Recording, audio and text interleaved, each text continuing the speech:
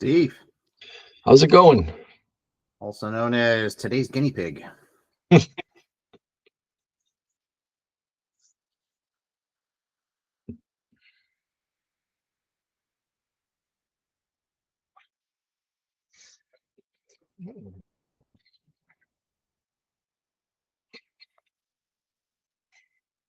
Steve, you get your pizza oven yet?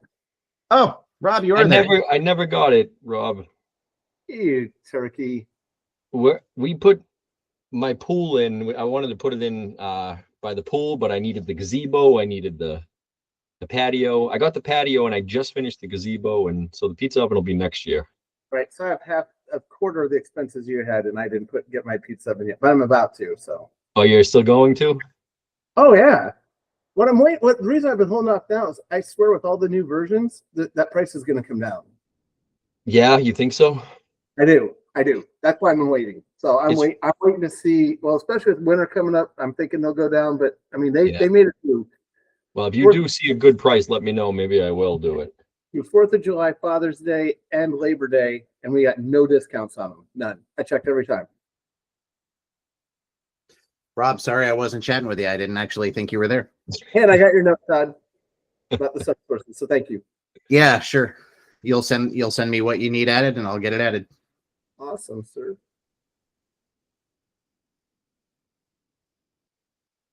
Yeah, that was one of those moments, Rob, that it turned into a much deeper dive than I thought it would be.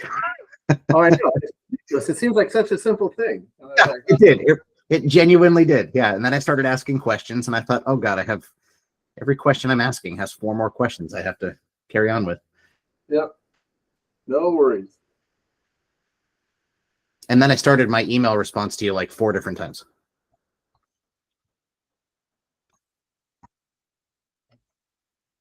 Hi, Jerry. Hi, kids. How you doing?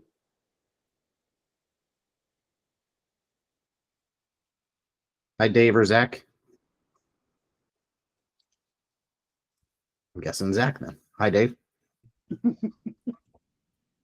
Hey, everyone. Hey, Dave Colin. might be on silent because I think he had to pick up his kids. Oh, What's no. up? I'm here. Dave's there. I think Zach too. That light's awful.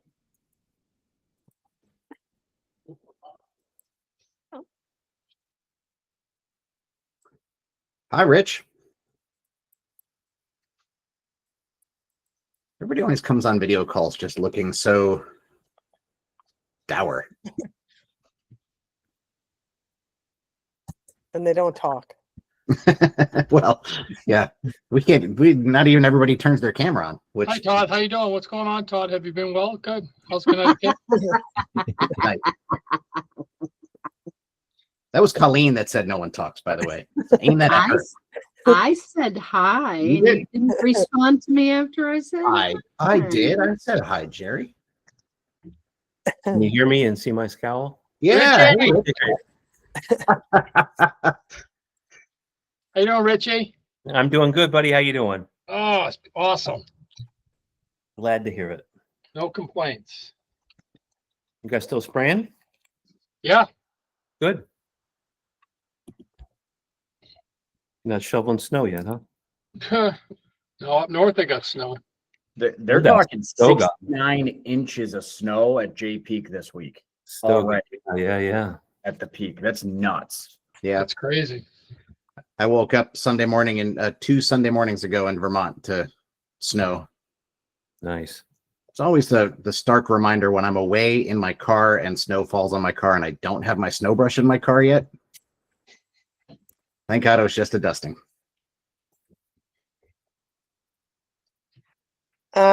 So I don't know. Looks like we have 16 people on. We could get rolling. Yeah, I think we go for it. Okay. Hey, everyone. So I'm just going to give you the system-wide sales and let Todd and or Brian take it from here. Brian, I guess. Brian. Yep. Yep. So through November, we are at 13,986,150. That's awesome. So I think we've surpassed where we were last year for the full year. And I think our goal is like 16.5. So we're not too far away. Good stuff. That was through October. I think you said November. Just want to make sure everybody knows. Yes, it's through October. Thank you, John. So, Brian, if you're on, you've got your 6 or 7 minutes that Todd has allotted you for this call. Oh yeah, thanks, Todd. Sounds good. Yeah, I've been told to keep it brief. Just a couple of announcement reminders. The first one's about the brand fund. Just reminding you guys that first collection is going to come in December alongside your royalties. So just wanted to make sure everybody knew about that. Very soon we'll be sharing that updated version of the royalty form that has the 1% brand fund fee reflected on that. So just wanted to make sure I gave everyone a reminder about that. Other part is about Small Business Saturday coming up very soon. It is the Saturday after Thanksgiving. If you're not familiar, I know a lot of franchises have been taking advantage of it, and we just really feel that it's something that everyone needs to be taking advantage of. It's a huge opportunity to miss it, that you don't want to miss out on. Every year for the last few years, it's like the single biggest day for revenue for us in terms of, getting prepayments from current customers. And so the big things that does is, locking in customers for the next year. And also generating some cash flow going into the winter, so have that extra boost behind you. Small Business Saturday as well is just a great way to be active in your community. There's just tons of ways to get involved. I'm sure your local community will have events if you want to go to the extra mile and be a part of those. Even being present in your local community for like a turkey trot, a 5K. Parking the truck outside, it's just a great extra way to be involved over the holiday weekend. There's plenty of stuff going on. So if you haven't already, check out the Small Business Saturday playbook. It's got some details in there about how you can get a campaign set up in your community or in your location. We're going to be adding a little bit more to that. A couple of things that were requested were text messages. We had, one text message option, but, coming up with other text message options that you all could send out the morning of Small Business Saturday, and then some days after to remind people of the promotion. And let's make it a good Small Business Saturday this year. Definitely reach out to Brian and Leah or Leah if you have any questions. Reach out to Todd as well. Especially if you're a newer location, smaller location, it's a great way to collect funds to, get you through the winter. To be honest, I wish this was something that we did way back in the day. We've been doing it for a long time, but certainly not at the beginning when we started. So it is a great opportunity and great way to lock in your customers for 2026. Great way to tell a story, whether it's a new franchise or a one that's been around for a while. Tell the story of the local business ownership to get that out in front. Yeah. And I'll point out too, thanks for pointing that out, Colleen. If you need any help with like the technical side, I know some people are newer and you've set up prepayment clients and you've set up recurring clients, but if you want help getting, recurring clients set up on prepayments for the next year on an annual subscription, if you need any help with that side or anything else technical, John told me he's more than willing to help out everyone. So feel free to reach out. Not all at once, but that's it for me. Go ahead, Todd. Hi, Karen. What a shellacking you gave me in fantasy football this week. Yeah. Not happy about it. Okay. So trucks. Right. You guys have been talking, those of you who've been around for a while have been talking about ways to scale the business, get economy of scale, leverage the size that we are growing into to do various things. And so this is certainly one of them. And as I toured all of you a year or so, a little less than that ago, there were about as many opinions about trucks as there were franchisees that I talked to, of course. But there were some unifying themes, and one of those themes was, we don't want it to be hard to get a truck. It shouldn't take days, weeks, months out of our lives. And I certainly agree. One of the things that I'll talk about here is that one of my main passions is making sure we're focused on what's important in our business. Building a truck is maybe less important than growing revenue and building leads, but I suppose mileage may vary on that a little bit. So what we have done is we've brought on a truck partner. You see Craig Judge on the call there in a little bit of darkness there. You're looking kind of creepy, Craig. So I'll introduce him again in a little bit. He can introduce himself in greater detail. Let me share with you some of the things that come out of having a standardized truck build. And so you kind of see the mindset going into this of what was being looked for. So 3 main pillars that come out of this. Safety being a huge concern of mine. I'm sure you guys have heard that from me enough times that you know that that's a big thing for me.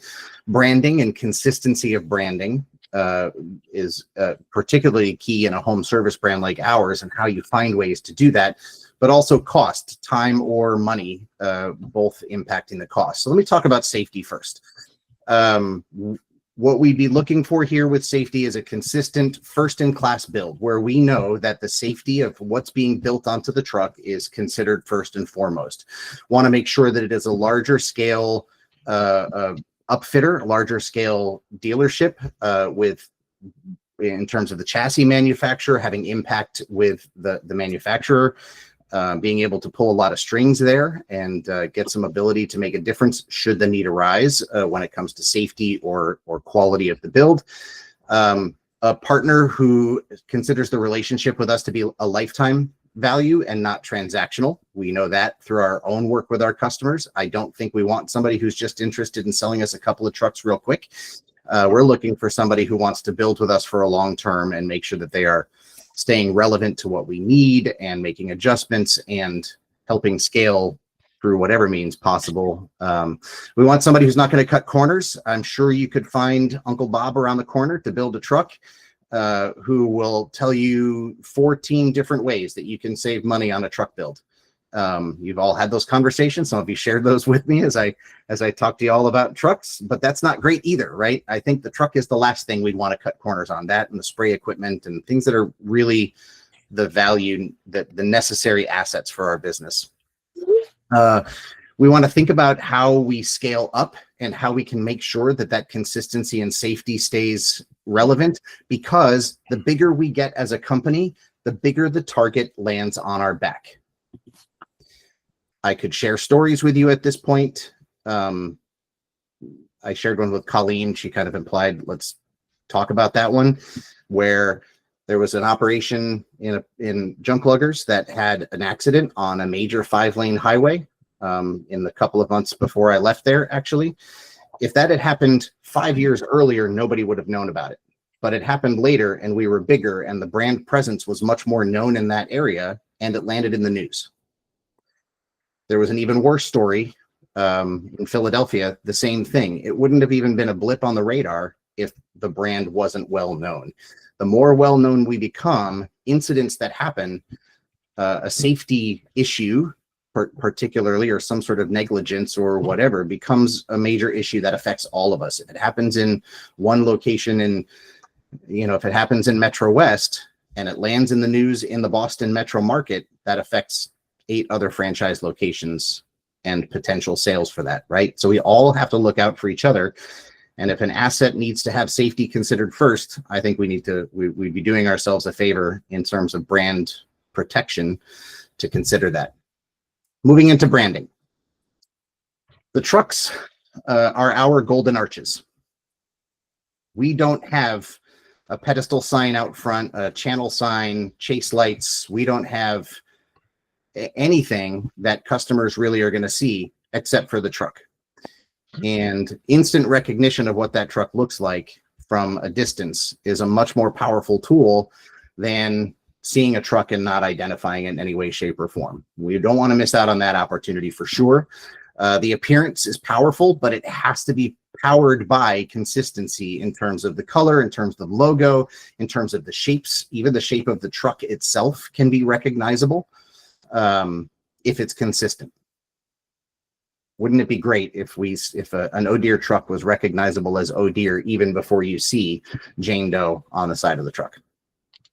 We know that through all of your experiences that wraps and paints can have very different impact when you're putting them on the truck. So trying to create some consistency in the coloration that we have out there. There are some very interesting greens on our trucks around the system. just because printers are different and installers are different and the quality of the wrap that they put on is different. A typical upfit will be function over form.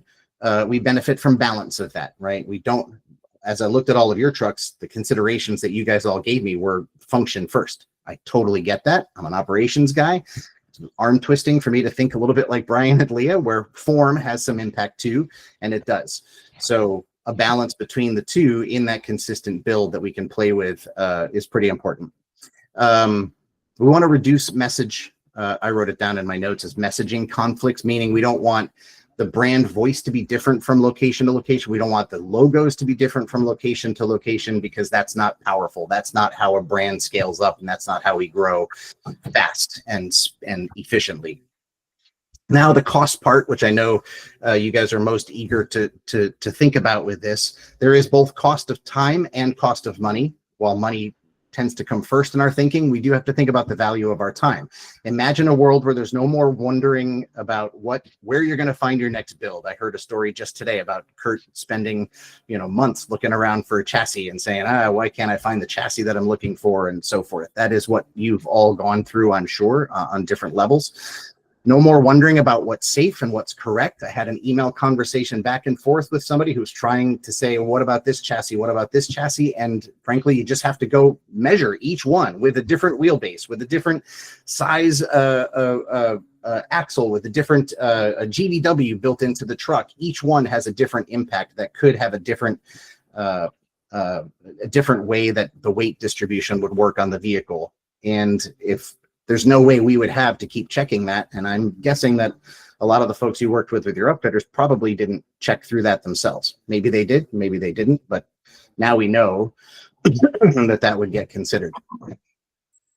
Even with a local repair, working through a consistent vendor, if a warranty issue arises, like would be the case with Allegiance, if there's some sort of a warranty issue, the local shop, the local Isuzu dealership maybe, their motivation is to not cover things under warranty, right? Their motivation is to charge for it. So they may make a different call than having. That's what the Ford guys do. They may have a different call than what Craig and Allegiance would do, who would call up that, particularly with an Isuzu dealership in this case, and say, hey, this is under warranty. This is a relationship that's important to us. That's that lifetime value in the relationship as opposed to transactional. With this particular build, I know this got Kurt pretty excited, Kurt and Colleen both, that there's a lease option. There's not only financing, but there's also a lease option, which has some really interesting implications that I'll go into in a little bit. Actually, I might as well say it now. With financing, you own the truck at the end, right? So it represents on your business books as an asset to the business, which is a totally valid and legitimate way to do things. And frankly, at Junk Luggers, it was entirely the way we did things. With a lease option available now, you don't really gain that asset to the business, but it does roll off of your books in different ways, right? It's just kind of a running fixed cost or predictable cost anyway. And once you get the first truck paid at the end of, Craig, correct me if I'm wrong, I think it's 3 years is the typical term for that. You would take the body off, leave it, get a new truck locally, and then put the body back on. So you don't need to go through the rigmarole and the financing of the entire upfit that's on the truck. You are just leasing that second time around the chassis itself, which is also, by the way, why we decided to go with wrap instead of paint, so that it can be de-wrapped and turned into just a roll-off of the books and into the new dealership, the new chassis. Costs can stay competitive this way. Craig will talk about that a little bit more, but by being able to build one build in one place, just cranking those things out whenever needed, there's a speed efficiency to it. When we get to the point where 7 of you decide to buy a truck in the same month, that can be handled a lot better this way than a number of other ways that this could have gone. And the truck comes to you turnkey, ready to roll out. So when you pick up the truck, in about 6 weeks or so, there's still some parts of the supply chain that we're not entirely sure what the timing would be, but about 6 weeks. The build itself is a 2-day build, but getting the chassis from port to the location, getting the body there if one's not in stock already, getting the stuff from Gregson and Clark takes a little bit of time. But when you get it, it's wrapped, it's hosed, it's clamped down, it's built entirely, and off it goes. So I think with that, I should share with you guys, and Craig, this may be news for you. Apologies if this offends you, but we did not go with just one vendor. We looked at a handful. We ended up with one I've used before, but that's only because they were the best option available. Some of the partners that we talked to gave some pretty strange promises that seemed unrealistic and incredible. Others were non-responsive or not very quick in their responses. And others just frankly didn't even understand what it was that we were looking to do from a size and scale point of view. And so all the pieces kind of came together with Craig, with Allegiance, to be able to do this the way we envision doing it. So with that, I'll introduce you guys to Craig with Allegiance Trucks to share a little bit about Allegiance and yourself. I am happy to be here. Nice to meet you all. I'll give you a little bit of my background and some of the more recent background I have with Todd and some of the things we've gone through. I've been in the commercial truck business for over 30 years. I sold my first Isuzu in 2006. So I'm coming up on my 20th anniversary here in a couple of months. I do not sell trucks. I am a regional director for 15 different locations across the country that sell Isuzu. That ranges from Fort Kent, Maine, out to central Iowa and Wisconsin. I have roughly 75 salespeople that report to me on the Isuzu side of the business. My dealership is much bigger than that. We have two sister companies that are run by the same private equity group. We have 85 locations across the country. It's pretty much 50-50 between Allegiance Trucks, which covers the East Coast, and Ascendance, which covers kind of the central and Midwest part of the country. We sell thousands of trucks a year. Our value proposition for you is there's a couple of things. One, you're not in the truck business, we are. We don't want you to be in the truck business. We want truck purchasing and builds to be to take the least amount of time out of your daily schedules as possible.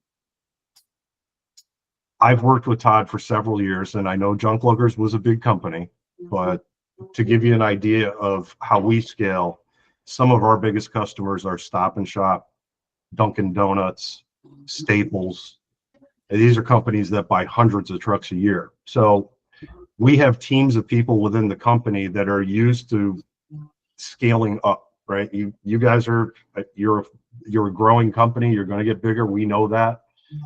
We're going to be able to scale with you and help take all of that minutia of talking to a dealer, talking to vendors, making sure that the weight distribution is correct, the GVWs are correct, the tanks are mounted in the right place and all that. We're going to take that all off your plate. You're wondering about pricing. We're a big company. We're very efficient at working with large companies that are scaling. We work on very low margins, and it's because our teams are in place that know how to do this. We don't want you to have to start with a fresh build with a fresh company every time, right? We want to, Todd's analogy of the golden arches, that's what we're doing. We're building a Big Mac, and that Big Mac's going to be the same in Boston as it's going to be in Wisconsin. But we have the infrastructure in place to make sure that that happens efficiently, it happens safely, and it happens cost effectively.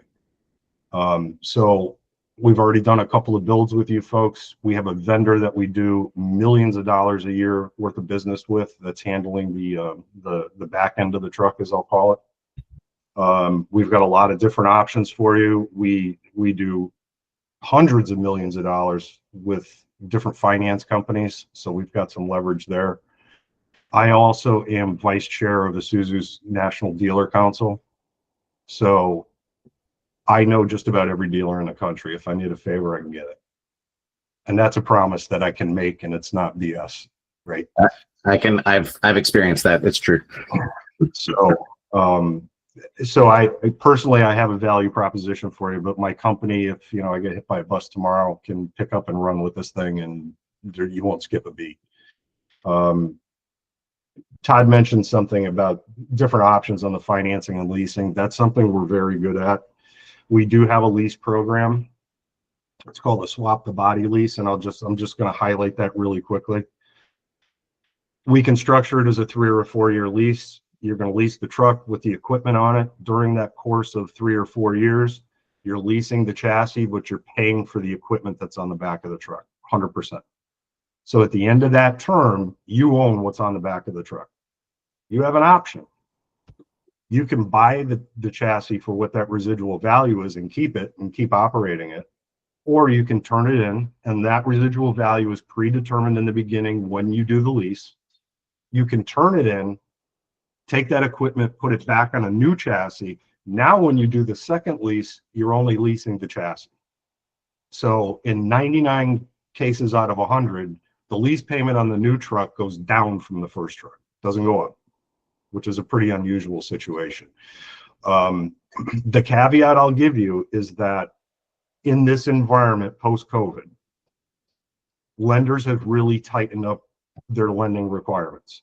Okay, so it requires, and for the most part, franchise companies such as O'Deere are newer companies.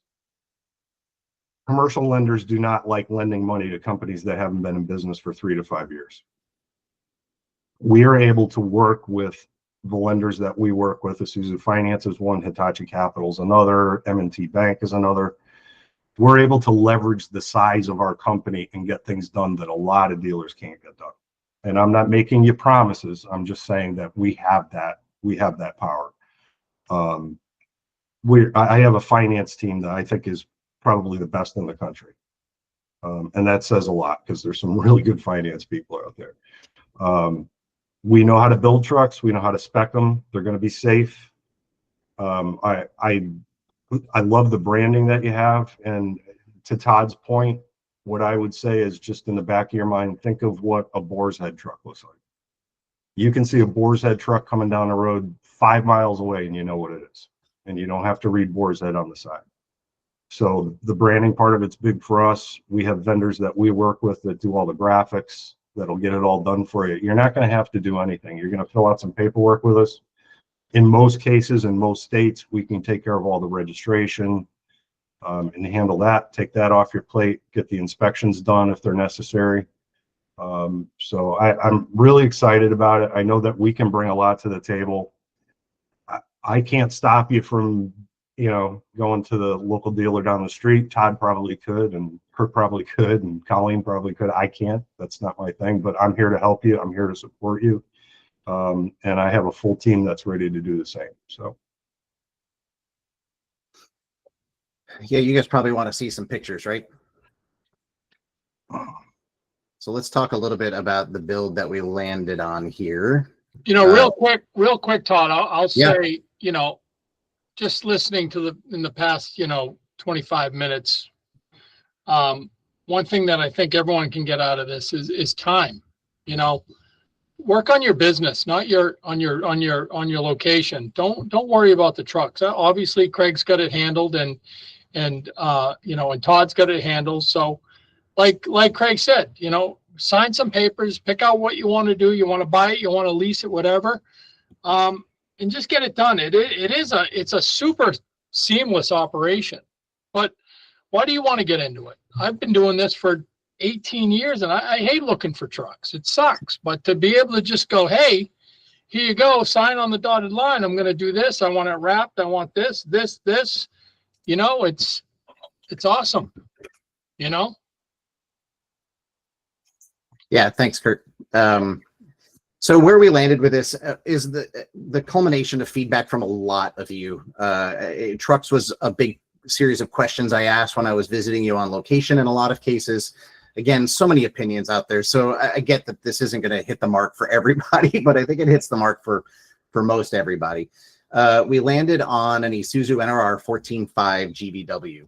When looking at the weight of everything we're putting onto it, this gives us the right margin. I think last time I talked about it, I said 19.5 accidentally, but it's the 14.5. So for those who had that open question from there, just point of clarification, it's an MPR HD at 14.5. NRR is the 19.5. Well, there you go. Thank you, sir.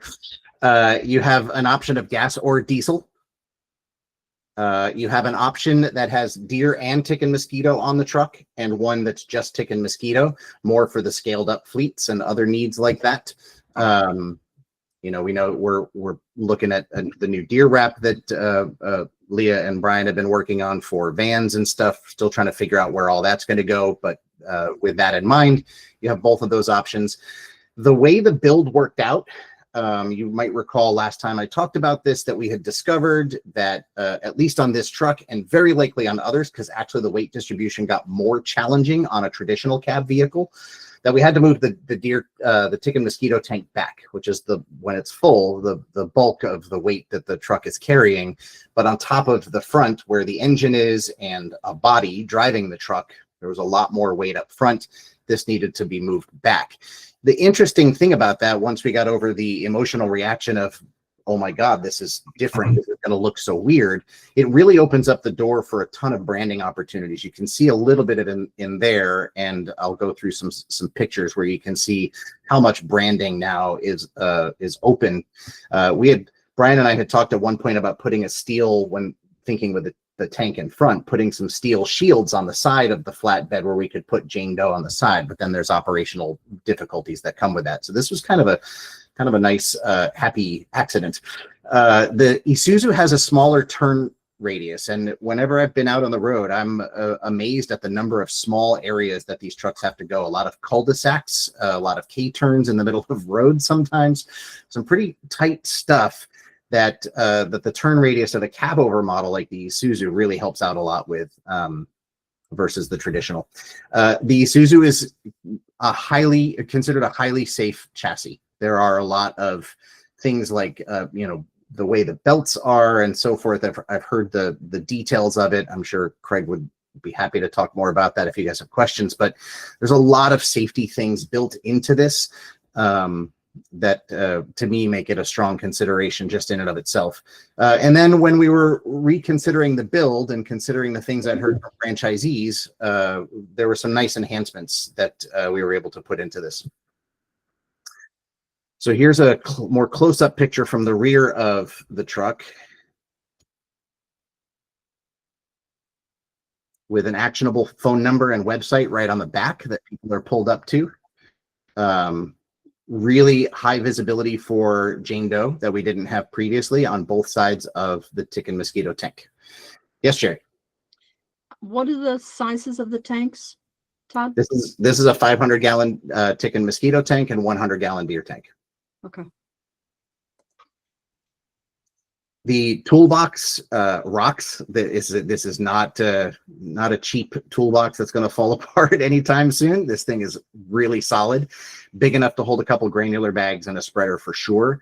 Instead of it being an undermount, put it on top. That way, whether it's diesel or gas, it can be built the same way. You'll notice the yellow wheel chock holder up on the top there. It's a very big wheel chock that comes with this, which is great. I've seen some wheel chocks that I don't think would actually stop our truck that we're using out there. So it's nice to have one that we know will. And then you can see with the close-up picture to the right, that's actually immediately behind the toolbox on the body, is an additional handle for going up the ladder that you see built in there, sort of in the shadows a little bit in the very bottom right corner of the left-hand picture. There's a ladder to get up on the side there. That was a custom build. It's not standard with the body, of course. One of the other nice features is solving what I identified as a nuisance. I heard it from a couple of deer technicians out there that there's a lot of up and down the truck with the backpack and a lot of strange places to fill the backpack because of where things are located on different trucks. In this case, right next to the deer tank, right behind the headboard, is a backpack holder with in the bigger of the two pictures, you can see the handle of the nozzle for filling that right there hanging on the side of the tick and mosquito pump. So the handle is right there, the tank is right behind it, the backpack is sitting there, and just overhead of where that backpack holder is the switch for turning the tank on and off. I actually had heard that multiple times that we sometimes leave that pump running when we're out doing the deer job and some other strange things that just aren't necessary when the switch is right there, easily accessible. So those are there's a bumper on the back of the truck that serves as a step up, and also there's a handle built into that for stepping up that bumper as well. So for those of us who are feeling our most recent birthday in unique ways, like myself, having the handle like that certainly seems like an easier way to get up. And for those of you who are not as many birthdays in, this will help protect you from feeling that a little sooner, I think. So I'll pause there and see if there are any questions. I see Dave with a question. Go ahead. Yeah. So there was mention earlier about when you're done with at least 3 years, you can trade into a new local or get a truck locally. Is that insinuating that we would every 3 years flip the vehicle? And at that point, these trucks, from my experience, are designed to drive 150 plus thousand. We're doing 10,000, maybe 15,000. We're not even touching the usable life on them. Yeah, So well, because of the low mileage, the leases are calculated based on how many miles you're doing. Yep. It'd be considered an ultra low mileage application, which would set a very high residual value on the truck and keep your payments lower. I mean, one of the big positives on leasing is it does keep the monthly payments at a really manageable level, because you're not paying for the whole truck. You're paying for the portion of it you're using. So if we can get you into a lower payment for a 3-year period and then roll you into a new truck after the 3 years and still keep that payment or a lower payment than you had previously, your monthly cash flow it's positive, because you're not paying for the entire truck. Is there ability for us to just bring cash and buy? Absolutely. Okay. So there is that finance for 5-7 years, or bring cash, buy, get your own financial. Of course. That's always an option. Our finance team, we provide that as a service to you. It's not, especially with a company like yourself, it's not a profit center for us. It's just something that we provide as an option for you. We're happy if you walk into our store with a bag of $100 bills. I mean, I figure that, but who knows? Thank you.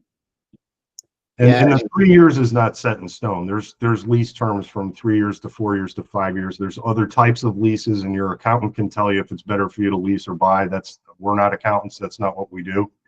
But the lease that we're talking about is what they call a fair market value lease. So Isuzu is going to say, okay, in 3 years, if that truck's got 40,000 miles on it, it's going to be worth X amount of money. Subtract that from the total cost. That's what you're paying over that 3 years. And it doesn't have to be 3 years. It can be 3 or 4 or 5. There's other types of leases that are also common. They're dollar buyout leases, where you're leasing the truck, but at the end of it, you pay $1 and you own it. And there's accounting reasons for doing that. I'm not going to advise you on that. Talk to your accountant, but that's a possibility as well.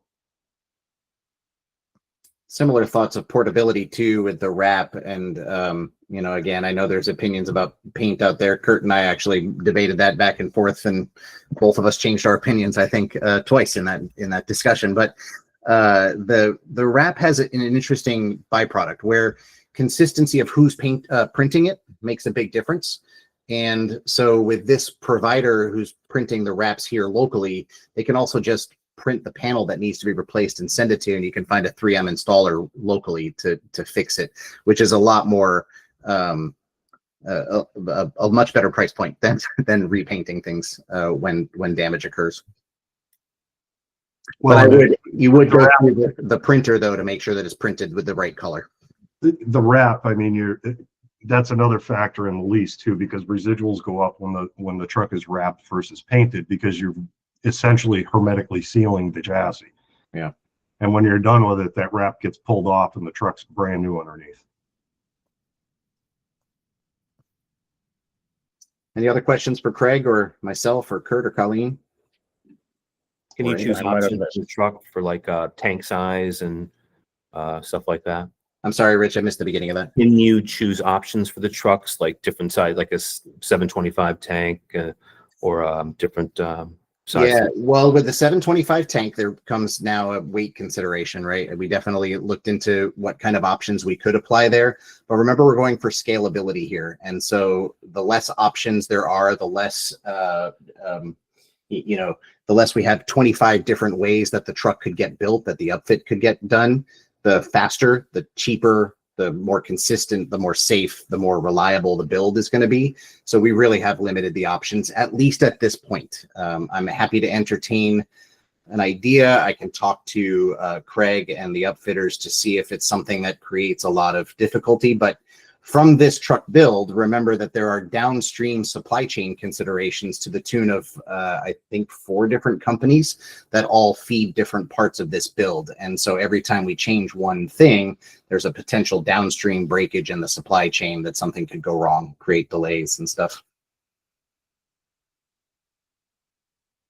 That's scale, right? That's the trouble with the downside of the upside of scale is obvious. The downside of scale is that you do kind of have to streamline things and reduce the wild west of some of these things that we're working on. Well, and part of the goal too is, we want O'Deere to scale up, and we want to scale up with you. And with volume, we're able to really pare down the turnaround time of these trucks, right? Because the ultimate goal is for us to have chassis that are built to O'Deere specs, that are sitting at the body company. The body company has the equipment, and when the order comes in, the equipment gets put on, the truck gets turned in a matter of a couple of weeks. We want to get to that point.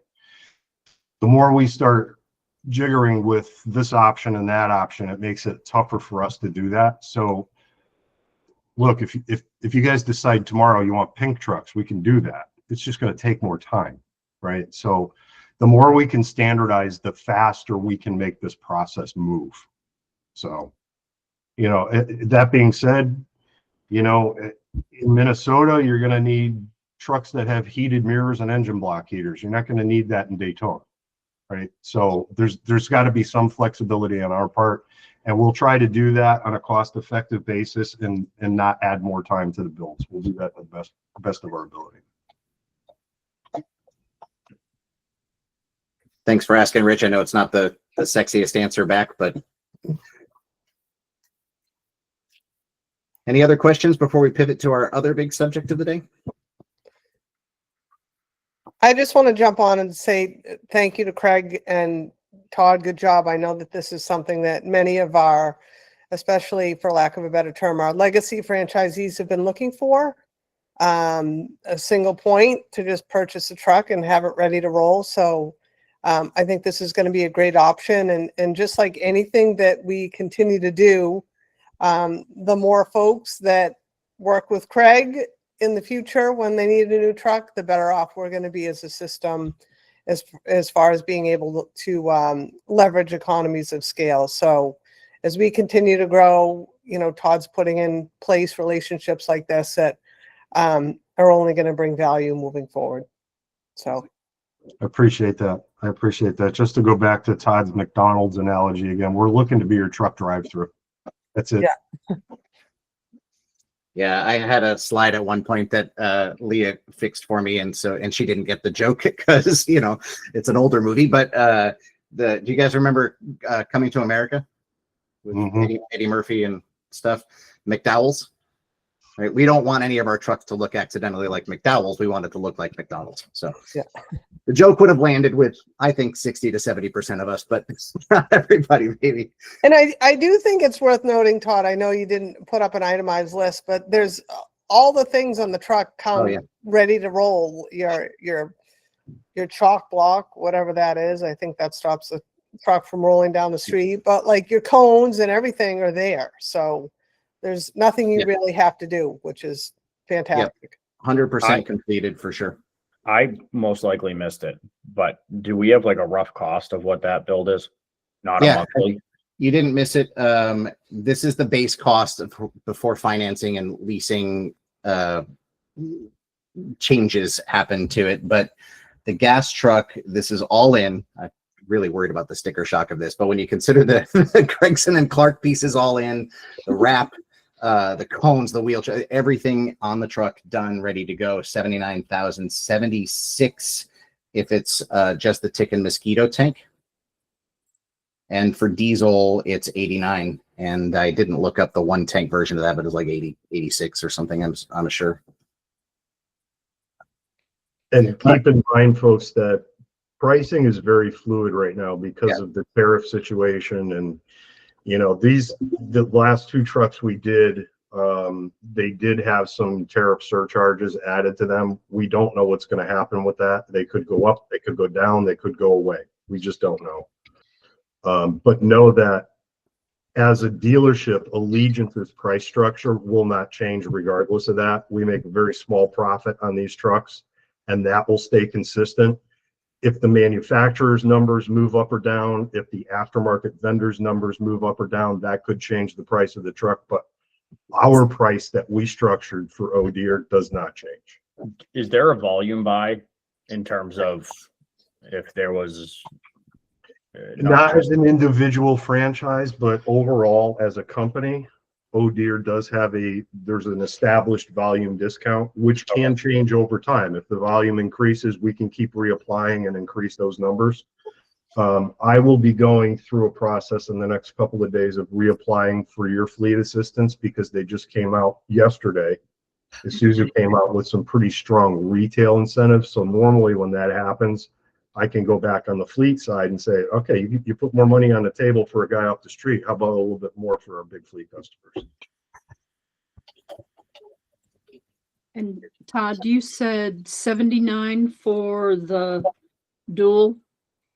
Correct. For a gas truck, 89 for diesel. Okay. Yep. Things have changed a lot. Before COVID, I had never seen $100,000 Isuzu before. I sell them now. Some of them they're tipping up to $200,000 depending on the outfit. The landscape. This is totally by joke, but are you guys going to do battery? Are you going to go electric? We have them. I know. Has Oh Deer looked at it? Besides, you'd have to go bankrupt to actually do it. I haven't looked at it here, but I looked at it in depth in junk luggers, and I would say the price point isn't there yet for us. Price point. If you want to go buy a Tesla electric. Do not buy one of these trucks electric. The price is astronomical. Yes. If you think 79's high, go look at that one. Right. It's 3x. Yeah, it's but again, that being said, it's before any incentives or tax credits or all that. And we do have some customers that have looked at it and looked at cost of operation over a period of time, and you can get to a point where it makes sense. Cool. Thanks, Craig. Appreciate that. I think we'll pivot now to our friends at ProfitKeeper. So you see Emily and Nina are on the call. I want to reintroduce ProfitKeeper briefly, and maybe actually, Emily, maybe you take the lion's share of that and explain what it is. But I slowed down my desired rollout on this because we got into busy season, and I didn't want this to hang over people's heads. But now that busy season is winding down, I've had some one-on-one calls with some of you to roll you on, and we're finding out that it is not difficult at all to get onboarded with ProfitKeeper. And the benefit of ProfitKeeper truly only is valuable when we're all on it. So I know people like Jerry, who I think is the first one to have completed the onboarding for it. She is eager to start using the dashboarding, but there is literally nothing to do with it at this point until there's benchmarking that can happen with it. So she's not the only one now on it. We just need to get everybody up to speed. So Emily, maybe like a quick 60-second reminder of what ProfitKeeper is. And I'm thankful to Steve Casello, who has put himself forward to be the guinea pig, the hand model, as it were, for this demonstration to onboard him. You guys will get to see how easy it is. And I cannot tell you enough. Call ProfitKeeper to make it happen. They walk you through it and make it very, very easy. Colleen was the first one I did that with. We stayed on the call together and the whole thing was done in about 20 minutes. So same with anybody else I've done that with. So Emily, a quick reminder. Yeah. Thanks, Todd. ProfitKeeper is happy to be here. The whole goal is, it's in the name, ProfitKeeper. The idea is to make you guys more profitable, right? And the way to do those things is to be tracking, right? If you can't measure it, you can't manage it. Everybody knows that. And the whole tool, it's a benchmarking tool. So it's going to see your financials anonymously compared to benchmarking groups and your peers, and you're going to be able to see where you're spending too much or areas that you're really excelling compared to others that are walking the same walk, running the same business as you. So that's kind of the whole goal, right? You'll be able to see feedback on your P&L outside of anything that you could get in QuickBooks because it brings in the system. You're not operating in a silo. Use the insights that you have from others in your organization to make yourselves better. Whole goal of the platform. But like Todd mentioned, Steve generously offered to kind of be the guinea pig walkthrough today. And so we want to show you guys that it is easy to do. If with the time we have, let me drop something in the chat. If you have not logged into ProfitKeeper, I would do that now. I just dropped the website in the chat. Anyone who is not yet logged in, you should have just gotten an email from my team. We resent some credentials out, so maybe look for that email. If you have logged in and you forgot your password, just take a minute to click that link. If you forgot your username, if anything you need to log in, take a minute to kind of get logged in. Obviously, we'll see what we can get through today on this call, but like Todd mentioned at the end, I'll have Nina introduce herself, and she is the star of the client success, super helpful support team. We'll walk you through every step. But Steve, are you ready to go get fired up and share your screen? Sure. Yep. Cool. Thank you.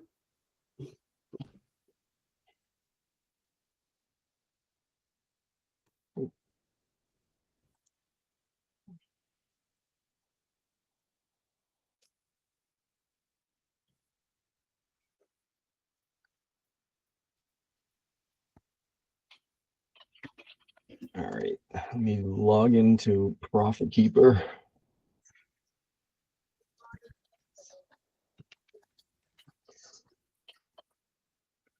Everybody can see me, right? Yep, we got you. Thank you.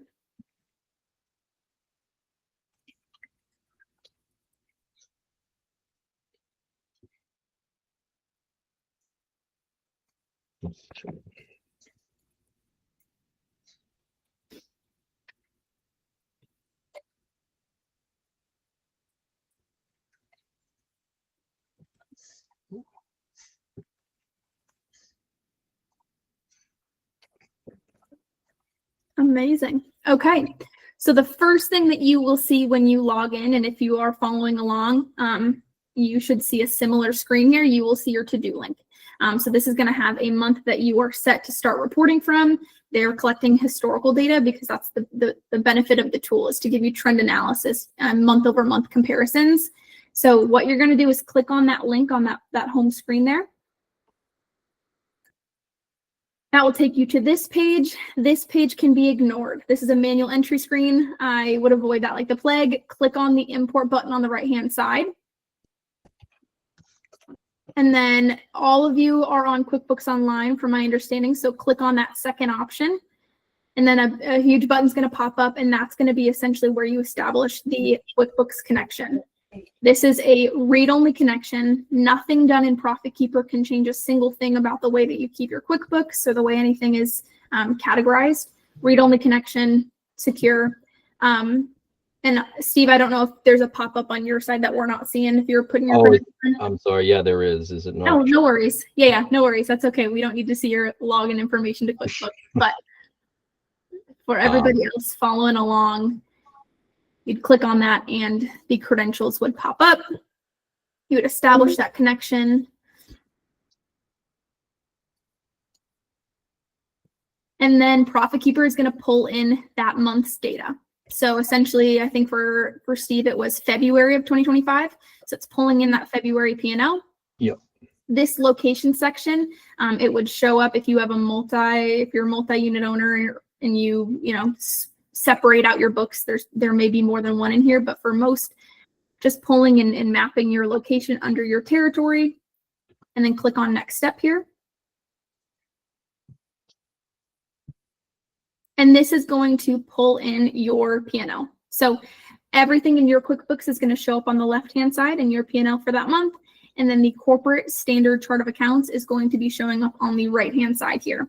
So for Steve, and I apologize if it's small for you guys, I'm zooming in a little bit. We need to map over these 3 accounts. It's not going to let you move forward until you've mapped it over. The mapping process should be a one-time. When you categorize these things, the system is memorizing it. So next time you submit a month, it's not going to make you remap anything. It's going to remember where you placed things. So Steve, if you want to just click, you can either drag and drop and hover over the net income and drop it in there, or you can actually just click on the left-hand side account and click on the right one that you want to put it to, and click on that add button in the middle as well. And this process will be as easy as you are close to the corporate chart of accounts. So if you're following it pretty closely, this will be super painless for you. For those operating expenses and general and administrative expenses, those might be umbrella accounts. So those could even go and ignore. Nina, do you have a thought on those? Yeah, I would ignore them, assuming they're headers. I think they're just headers at that point. So Nina, I think you're muted. I am muted. Thanks. I was just reiterating that, yeah, header accounts, parent accounts, and QuickBooks, if you don't expect there to be any money in there, put them in ignore. Then we don't have to worry about them. Yeah, it looked like Steve's auto mapped a lot because it was so close to the standard chart of accounts, right? So for anybody on the call or watching this later on, I can send you a copy of the standard chart of accounts, which has a column off to the right that gives some descriptors about what this is intended for. You don't need to convert over to the chart of accounts, although that certainly makes things a lot easier now and forever. But I get that that's a thing that accountants will also not want to do that in some cases. But you can at least see the description so you'll know where to map stuff. If you start to have questions like, well, I don't know what's in this account, well, that's a problem, right? That's the very thing that we're pointing to, that means you don't really know what's happening in your business. And so it's worth digging in with your bookkeeper to figure out what is getting reported in there, and then you'll know where to map it. Or maybe it needs to be broken out differently. If 2 things are being put into one account that shouldn't be together, separate those out so that they can be mapped separately. Because otherwise you can't measure your business. You can't measure your business as an apples to apples comparison anyway with the rest of the system. Is this only active accounts that have been used in that time period, or is it any account in the P&L? Some of us have multiple changes in P&L from 10 plus years. Yeah, so it's going to be from that month to month. And Nina, step in if you have a better explanation, but it's essentially going to be that month's P&L. It's going to pull in those accounts. So before turning on that auto sync piece, which we'll get to and Nina will talk about, we would recommend maybe going through 6 months and just making sure you're mapping the accounts over, because if you have some changes or things, it'll repopulate on the left hand side. You can just memorize it as it goes over. If you've renamed something or had a huge chart of accounts restructuring, they'll show up on the left hand side for you to map over, and it'll memorize the new way that you've mapped things. If that makes sense. Similar for the new franchises that are on here too, that we discovered through Jerry. Thanks, Jerry, for being the first one out there on it. Is that if you once you start syncing this and once you map it the first time, you can't map an account that has had $0 of expenses in it, for instance, because $0 with ProfitKeeper shows up as kind of a null set as opposed to the data point of $0. So until you have data in it, it won't recognize it. So you may have, for newer franchises, it may take you some months of mapping occasional accounts because you finally used it in some way. Steve, if you want to click on that next step, I don't know, Todd, how far in you want to go and if we're close on time here, but collecting balance sheet as well. This is going to be essentially the first step is memorizing both, right? The P&L and the balance sheet. It looks like he's close to the chart of accounts. So a lot of things have generated over it on their own, which is awesome. So again, going to be a lot less painful and a way easier process if you're closer to that chart of accounts. If not, of course, there's probably a few accounts that have popped up on the left-hand side for you to map over. But here, really just mapping over that net income, clicking on that. Is it to retained earnings? Yep. And then scroll down a little bit. You know, Emily, like Dave just said, since we've obviously been around for quite some time, we had things that didn't map up perfectly because we just got on the new chart of accounts, and it is super easy. Good. Literally, I was on with one of your customer service reps, and it was 15 minutes, and we were good to go. It's very easy. Yeah, that's awesome. Yeah. Yeah, that's the goal, and I would really say, like, use our team, because that's what they're there for, right? It's a simple process. They can do a screen share with you. There should be no point in our system that you're frustrated, lost, or confused, because that's what we're here for. So, let's see. If you go we've got a to- balance sheet error. Yeah, if you scroll up a little bit when on you're that going accumulated through- amortization, Yep. click on that little C, blue C. There we go. That'll change it to a debit there. A quick, obviously, if you ever have a balance issue, call us. We can easily help with it. But if you, really the trick here is, I'm not some accounting wizard. I just took the amount that it said that you're off by and I divided by 2. That'll typically bring you right to the account amount that you need to change from a debit to a credit. Cool, you're good to go. You are in balance, and then he's good to go. I would recommend turning on that turbo skip steps that are complete from this point once you've done 1 month, because if you as you're going through and getting up to date in the system, if there's nothing new for you to map, it's just going to zip you through all the steps and boom, you're good to go. So Steve, you can click finish and submit this period. Okay. And then Nina, do you want to take it from there on talking about potentially auto sync and talking about honestly how to get in contact with support, and Todd, anything else you wanted to have us go through? No, I feel like that's a good starting point. Hopefully people see that it's really not a Herculean effort here. Colleen, I don't know if you want to speak to what it was like for you, because you, like Dave, did have kind of a wonky chart of accounts that might be a little bit more complex than some others. Yeah, no, I just did. It was really easy just to, click and map them over. I think it's appropriate. 20 minutes, right? I think. Yeah. Yeah. Yeah. That's the goal. We like to hear that. And then, yeah, from our side of things, if once you're kind of up to date there, all of you probably have already been getting weekly emails from us. If you have not yet uploaded, you're probably ignoring those or they're going to your junk, but we have been emailing. And so you won't have to get those emails from us anymore, right? When you're up to date and you're set up. But yeah, Nina, if there's anything you wanted to add on contacting support or next steps from here. Yeah, absolutely. If you could do me a favor, Steve, and click on the contact link in the top right corner, please. All of you will have that contact link up above, and it will have our contact information, our hours of operation. If you want to shoot us an email, you could also use this form in here to reach out to us. We're very responsive. We say within a day, but really our response rate is like within an hour or 2. So we're really quick to get back to you. If you decide to call us, we're a small but mighty team. But so if you don't get us on the phone right away, you do get a call back as soon as we're available. And as Emily said, and as Colleen said, 15 to 20 minutes on the phone with us, and we'll get you comfortable with the system and off and running with it. The other thing that I'd like you to click on is, do me a favor and click on your to-do list again under the home tab, and then click on your to-do link for period 3. Once you're up to date with your reporting, there's a button on the right that says schedule auto sync. We have a feature that is the QuickBooks online auto sync.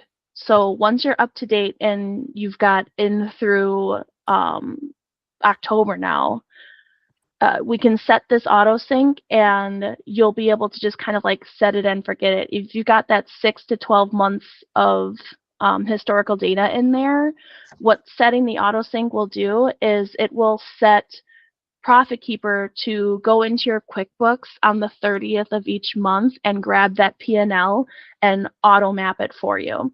And that is if you don't have anything new to. Is that the 30th of the following month? Yes, yes. So for November's, for October's to-do item, which is available now once you get up to date, it would pull on the 30th of November. So if you had it set up for the October, it would pull on the 30th of this month for October. And then it would also bookkeepers don't typically have a month finalized until at best a week into the new month. Yeah, for sure. And then it would also resync the last 12 months of submissions. So because we know that sometimes there are a few things that lag, a few things that change in your QuickBooks from month to month. So it just refreshes that for you. Because the submissions that we have in ProfitKeeper, they're not like a live connection.